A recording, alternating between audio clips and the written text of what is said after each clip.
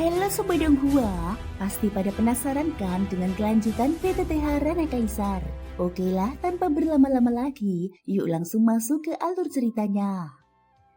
Di episode sebelumnya, Xiao yang terjebak dalam mimpi paling kejam penguasa mimpi ilusi. Dipaksa mengalami kematian berulang dan kehilangan semua orang yang dia cintai hingga jiwanya hampir hancur. Namun dari penderitaan tanpa akhir itu, dia justru memahami hukum reinkarnasi dan bangkit dengan kekuatan baru, mematahkan ilusi mimpi kematian. Saat terbangun, dia memasuki inti rahasia penguasa mimpi ilusi, tetapi segera menyadari kejanggalan. Meski tampak nyata dan penuh perebutan harta, insting bahayanya menghilang. Hal ini membuat Xiao curiga bahwa dia belum sepenuhnya terbangun, melainkan masih terperangkap dalam lapisan mimpi yang lebih dalam dan jauh lebih berbahaya. Pada saat ini, di pinggangnya tergantung sebuah rantai besi yang dipenuhi berbagai senjata ilahi yang disegel oleh kristal. Namun jelas semua itu hanya pajangan, tak satu pun bisa digunakan.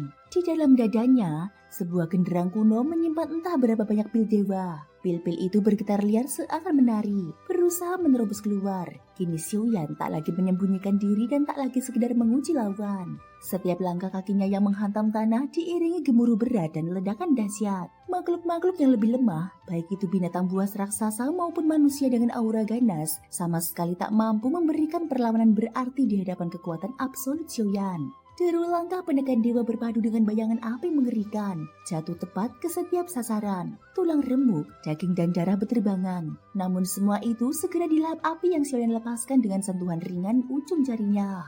Senjata dewa dan pil yang tertinggal langsung dia kumpulkan dengan jurus tinjunya. Dalam waktu singkat, Xiao telah menjadi sosok paling kaya di aula tersebut. Jumlah mereka yang masuk ke aula awalnya puluhan, menyusut drastis menjadi belasan, lalu terus berkurang hingga akhirnya hanya tersisa 3 orang. Anehnya, aula itu tetap bersih dan utuh, seolah tak pernah terjadi pertarungan besar. Semua kekacauan bagaikan batu yang tenggelam ke laut, hanya menyisakan riak yang nyaris tak terlihat. Seiring lenyapnya sebagian besar peserta, aula yang semula riuh mendadak terasa kosong. Namun hawa pembunuhan justru menjadi berkali-kali lipat lebih pekat. Kini hanya tersisa 3 sosok dengan aura menakutkan, berdiri mengelilingi Xiao membentuk posisi segitiga, seolah mengepungnya. Di sisi kiri, seekor 9 tangan racun melingkar seperti gunung. 9 kepalanya saling melilit, lidah-lidah beracun menjulur sambil mengembuskan kabut racun kental. Di sisi kanan, Peng Li, burung petir dewa raksasa pemburu langit membentangkan sayapnya, menutupi langit.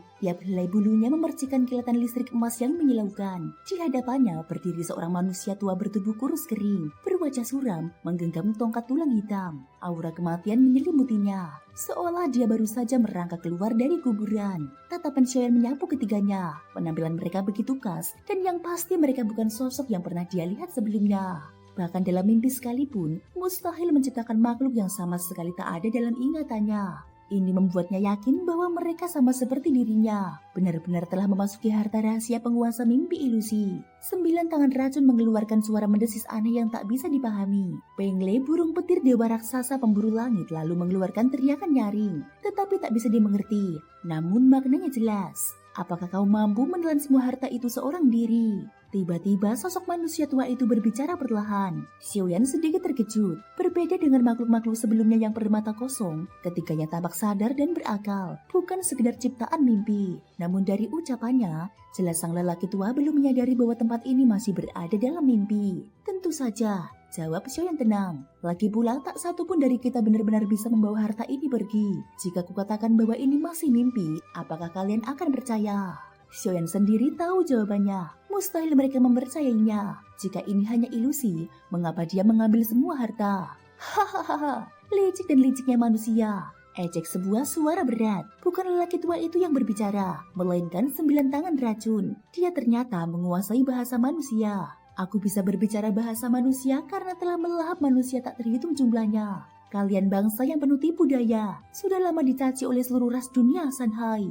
Setelah berkata demikian, kabut racun pekat menyembur dari 9 kepalanya. Xiao hanya mengerut kening, tanpa membantah sepatah kata pun. Tubuhnya bergerak seketika, muncul tepat di atas kepala makhluk itu.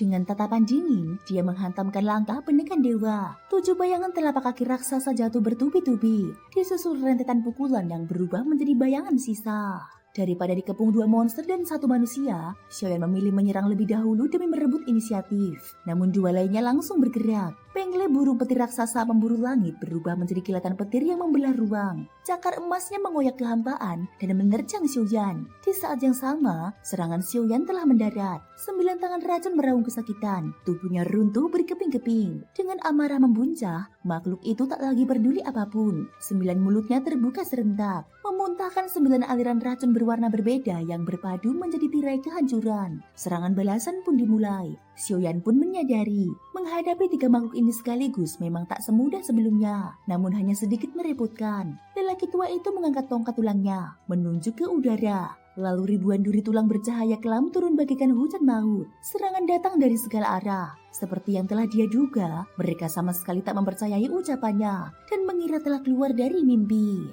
Menganggap semua ini sebagai warisan sejati penguasa mimpi ilusi, Xiaoyan segera mengerahkan kekuatan jiwanya sepenuhnya. Tubuhnya bergerak lincah berpadu dengan kilatan petir, menghindari serangan dengan presisi sempurna di ruang yang sempit. Dalam sekejap dia kembali melancarkan serangan, tinjunya merobek udara. Sementara dia membentuk api amarah Buddha 3 warna dan melemparkannya ke arah 9 tangan racun. Serangan lain menyapu langit, menghantam lelaki tua itu dengan kekuatan luar biasa. Pertempuran berubah menjadi pengepungan brutal. Xiaoyan tak langsung menuntaskan 9 tangan racun. Racunnya telah mulai meresap, meninggalkan tanda-tanda keracunan di tubuhnya. Meski ini hanya sebuah tubuh perwujudan, di dalam gantiannya tetap tersimpan pil racun yang belum sempat sepenuhnya diserap. Serangan-serangan yang datang mengadu hukum kuat. Tak semuanya bisa dinetralisir dan beberapa tetap melukainya. Namun luka itu tak berarti baginya. Justru membuatnya sepenuhnya tenggelam dalam kondisi bertarung. Karena di alam bawah sadarnya, dia masih menganggap ini hanya mimpi. Tak takut mati. Padahal kenyataannya justru sebaliknya. Mimpi penguasa ilusi sama sekali bukan mimpi biasa. Kematian di dalamnya bisa membawa akibat tak terduga di dunia nyata. Karena itulah Xiaoyan tak berani berjudi.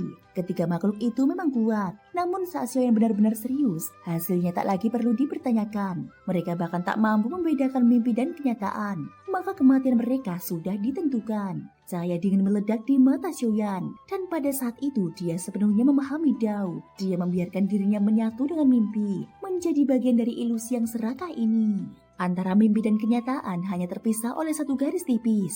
Dia tak boleh terluka dan tak boleh mati. Jika bukan dirinya yang mati, maka hanya ada satu pilihan, membunuh semua musuh di hadapannya. Thank you guys sudah mendengarkan ceritaku di episode kali ini sampai akhir. Ikutin terus kelanjutan episode berikutnya ya. Terima kasih buat kalian semua yang udah subscribe, like, dan komennya. Jangan lupa beri hype ya. Semoga hari kalian menyenangkan. Sampai jumpa dan bye-bye.